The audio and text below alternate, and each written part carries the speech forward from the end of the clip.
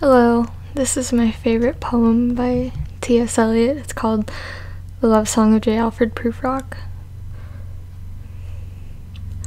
Let us go then, you and I, when the evening is spread out against the sky, like a patient etherized upon a table. Let us go through certain half-deserted streets, the muttering retreats of restless nights in one-night cheap hotels and sawdust restaurants with oyster shells. Streets that follow like a tedious argument of insidious intent, to lead you to an overwhelming question. Oh, do not ask, what is it? Let us go and make our visit. In the room the women come and go, talking of Michelangelo. The yellow fog that rubs its back upon the window panes, the yellow smoke that rubs its muzzle on the window panes, licked its tongue into the corners of the evening, lingered upon the pools that stand in drains, let fall upon its back the soot that falls from chimneys, slipped by the terrace, made a sudden leap, and seeing that it was a soft October night, curled once about the house and fell asleep. And indeed there will be time for the yellow smoke that slides along the street, rubbing its back upon the window panes. There will be time to prepare a face to meet the faces that you meet. There will be time to murder and create, and time for all the works and days of hands that lift and drop a question on your plate.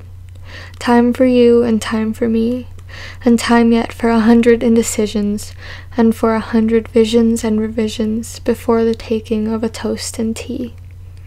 In the room the women come and go, talking of Michelangelo. And indeed there will be time to wonder, do I dare, and do I dare? Time to turn back and descend the stair. With a bald spot in the middle of my hair, they will say, how his hair is growing thin. My morning coat, my collar mounting firmly to the chin, my necktie rich and modest, but asserted by a simple pin. They will say, but how his arms and legs are thin. Do I dare disturb the universe? In a minute there is time for decisions and revisions which a minute will reverse. For I have known them all already, known them all, have known the evenings, mornings, afternoons. I have measured out my life with coffee spoons. I have known the voices dying with a dying fall beneath the music from a farther room. So how should I presume? And I have known the eyes already, known them all. The eyes that fix you in a formulated phrase. And when I am formulated, sprawling on a pin, when I am pinned and wriggling on the wall, then how should I begin to spit out all the butt ends of my days and ways? And how should I presume? And I have known the arms already, known them all, arms that are braceleted and white and bare, but in the lamplight downed with light brown hair. Is it perfume from a dress that makes me so digress? Arms that lie along a table or wrap around a shawl. And should I then presume? And how should I begin? Shall I say I have gone at dusk through narrow streets, and watched the smoke that rises from the pipes of lonely men in shirt sleeves leaning out of windows? I should have been a pair of ragged claws scuttling across the floors of silent seas. And the afternoon, the evening, sleeps so peacefully, smoothed by long fingers, asleep, tired, or it malingers. Stretched out on the floor here beside you and me, should I, after tea and cakes and ices, have the strength to force the moment to its crisis? But though I have wept and fasted, wept and prayed, though I have seen my head, grown slightly bald, brought in upon a platter, I am no prophet, and here's no great matter. I have seen the moment of my greatness flicker, and I have seen the eternal footman hold my coat and snicker, and in short, I was afraid.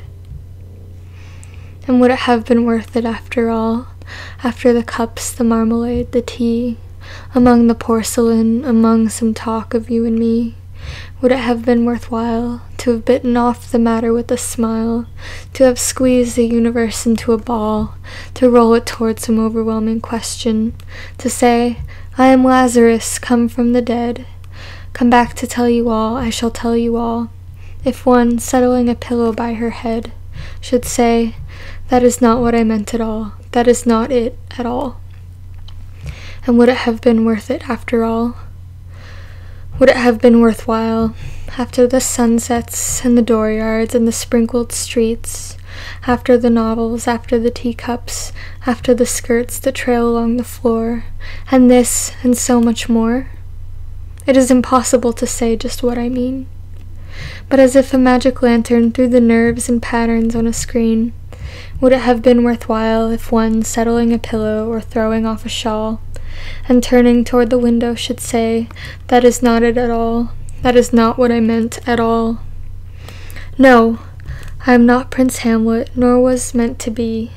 I am an attendant lord, one that will do, to swell a progress, start a scene or two, advise the prince, no doubt, an easy tool, deferential, glad to be of use, politic, cautious and meticulous, full of high sentence but a bit obtuse, at times indeed almost ridiculous, at times almost the fool. I grow old, I grow old. I shall wear the bottoms of my trousers rolled. Shall I part my hair behind? Do I dare to eat a peach? I shall wear white flannel trousers and walk upon the beach. I have heard the mermaids singing each to each. I do not think that they will sing to me. I have seen them riding seaward on the waves, combing the white hair of the waves blown back when the wind blows the water white and black.